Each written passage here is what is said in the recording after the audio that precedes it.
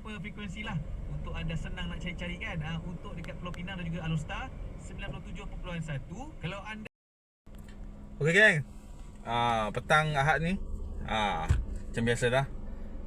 Keluar kejap, beli-beli barang-barang sikit. Semalam dah beli barang untuk dapur dan beli barang untuk persiapan Ramadan 2026. Okey. So hari ni keluar kejap petang Ahad ni. Pergi Ningso.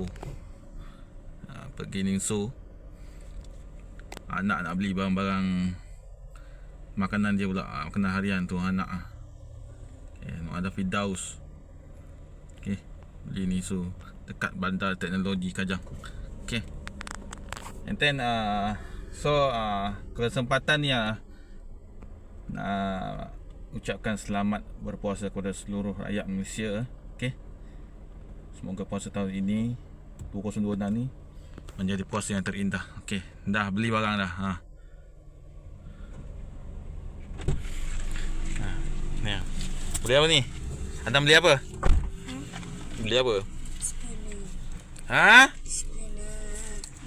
Spinner. Spinner. Tengok. Spinner.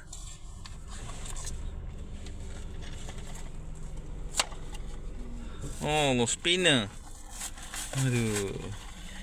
Tak kerja lain. Spinner.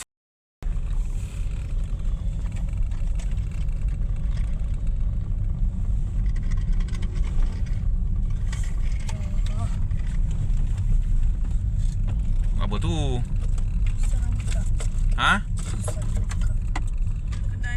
Baik gunting tu. Dah cucuk je. Apa tu dia? Nanti Adam dah besar boleh tengok video. Mainan atas tu. Dia mainan kat atas tau. Oh. Mainan Spinner dah. apa? Tengok ni dia. Dah nak kelapa tak? Apa? Kelapa ni? Main tu spinner. Macam mana tengok? Tunjuk sikit. Itulah kerjanya. Hari-hari itulah kerjanya. Spinner. Weh. Nak pergi jalan-jalan jauh. Bajet kurang, pergi kedai beli spinner ni beli mainan. Dah senyum. Dah sambung. Sambung esok pula. Esok tak sekolah. Cuti sekolah. Sambunglah nanti. Ada bajet nanti. Beli pula benda-benda lain. Bye. Bye. Bye. Spinner.